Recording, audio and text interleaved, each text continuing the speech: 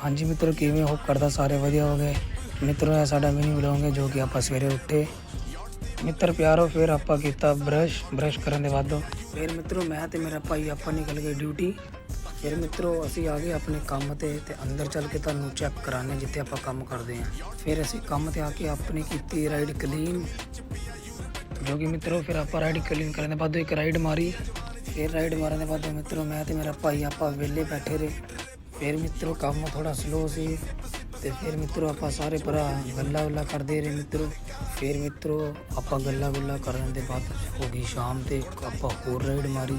फिर मित्रों आप बाबा ने थोड़ा टाइम गल्ला कीतियाँ। गल्ला करने के बाद मित्रों बाबा ने बजुर्ग होने के बाद भी नाइट ड्यूटी करता है। तो मित्रों आप सारे भरावां नाल सारे राइडर आप बनवाया। फिर अपनी काम की हो गई सी छुट्टी तो आप ऑटो च बैठ के घरे जाते थे। फुल नज़ारा आ रहा सी। मित्रों अगर मेरा व्लॉग चंगा लगे तो लाइक कमेंट करके जरूर दसना। Bye bye.